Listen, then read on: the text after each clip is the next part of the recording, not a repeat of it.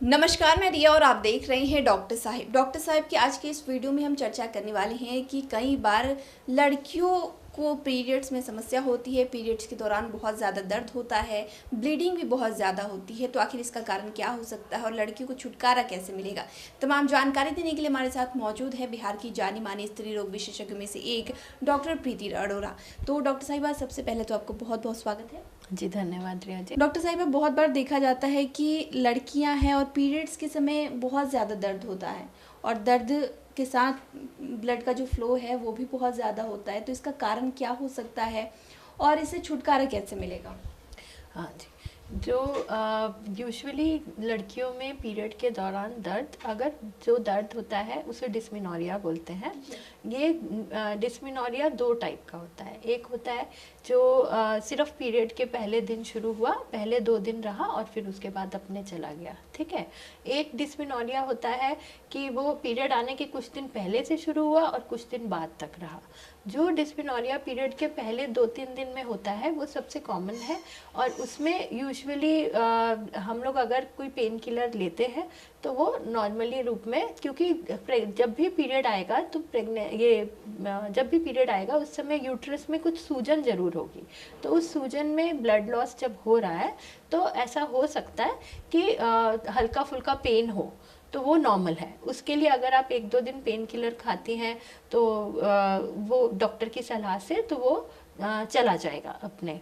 और लेकिन अगर यही पेन जो है पीरियड आने के कुछ दिन पहले है और कुछ दिन बाद तक चल रही है तो वो किसी इन्फेक्शन की वजह से हो सकती है या फिर उसमें अंदर कोई बच्चेदानी में सूजन आ रही है जिस वजह से हो सकती है।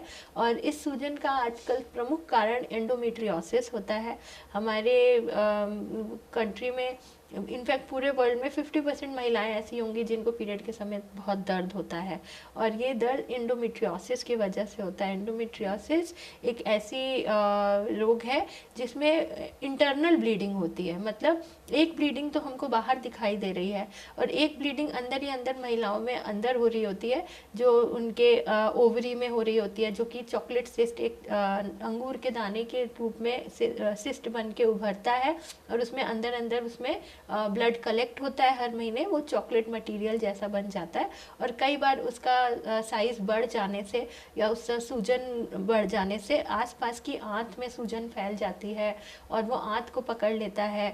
तो यही पेन बैक की तरफ जाने लगती है। ये पेन हमारे लोअर एब्डोमेन को जकड़ लेती है और महिलाएं उसको अक्सर फेस करती रहती हैं। लेकिन यूजुअली क्या होता है कि अगर हम उसमें अपने नियरेस्ट गायनेकोलॉजिस्ट से मिलते हैं, उसको सामान्य नहीं मानना चाहिए। अगर वो 1-2 दिन से अधिक पेन है और हमारे नॉर्मल वर्क शेड्यूल को परेशान कर रही है, अफेक्ट कर रही है, तो आप गायनेकोलॉजिस्ट से मिलें, अपना अल्ट्रासाउंड कराएं। अल्ट्रासाउंड से कोई रेडिएशन रिस्क भी नहीं होता है। अल्ट्रासाउंड स्क्रीनिंग करने पे आपको पता चलेगा कि आपके ओवरीज और यूट्रस हेल्दी है कि नहीं, उसमें कोई फाइब्रॉइड यानी कोई रसोली तो नहीं है, कोई सिस्ट तो नहीं है, ऐसा एंडोमेट्रियोटिक लीजन तो नहीं है जो आपको परेशान कर रही है। कई बार वो दवाओं से ठीक हो जाते हैं, बट यूजुअली अगर एंडोमेट्रियोसिस है तो उसमें सर्जरी ही करनी पड़ती है और सर्जरी दूरबीन विधि से संभव है।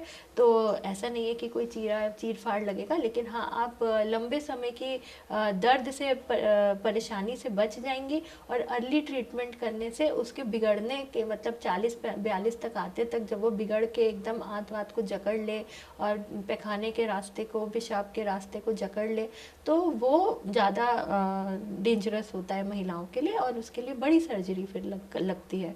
तो आई थिंक कि एंडोमेट्रियोसिस अवेयरनेस आजकल शमिता शेट्टी भी, क्योंकि वो रिसेंटली डायग्नोज हुई हैं, तो फिल्म स्टार्स में आजकल शमिता शेट्टी भी एंडोमेट्रियोसिस ड्राइव चला रही हैं।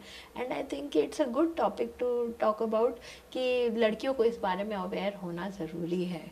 जी हाँ मैम, शुरू में आपने पेन किलर का जिक्र किया था, तो क्या पीरियड्स में पेन किलर खाना सही होता है? क्योंकि बहुत बार घर में भी कहा जाता है कि ज़्यादा दवा खाने से, डॉक्टर भी सजेस्ट करते हैं कि ज़्यादा दवा खाया जाए तो यूट्रस पर हाँ, असर पड़ता देखो, है। अगर हल्का फुल्का दर्द है तो हॉट वाटर बैग से, रेस्ट से आप उसको ओवरकम कर सकते हो। लेकिन अब क्योंकि आजकल तो लड़कियां कॉलेज जा रही हैं, स्पोर्ट्स, आप भारी एक्टिविटी को थोड़ा लिमिट कर सकती हैं तो कीजिए, ताकि वो आपको रेस्ट प्रोवाइड करें। लेकिन अगर आप ऐसा नहीं कर सकती, अपनी फिजिकल एक्टिविटी को बहुत रिस्ट्रिक्ट नहीं कर सकती हैं, तो फिर उस केस में आप दवाओं का मदद ले सकती हैं। एनाल्जेसिक्स वैसे यूजुअली कम खाने चाहिए, लेकिन हाँ सीवियर पेन में तो डेफिनेटली अलाउड है।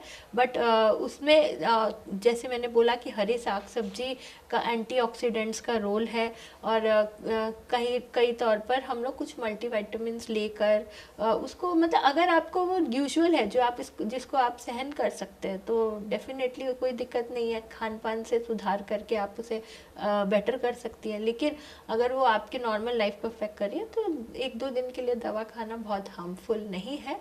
हाँ, उसको एक रेगुलर हैबिट नहीं बनाए, है ना, मतलब उसको फिर 1 या 2 दिन तक ही लिमिट करें और अधिक नहीं खाना ना खाएं। अगर ऐसा पेन हो रहा है कि वो आपकी नॉर्मल लाइफ को, दिनचर्या को अफेक्ट करे, तो डॉक्टर से मिलिए, अल्ट्रासाउंड कराइए। यही मेरा संदेश है आपके लिए।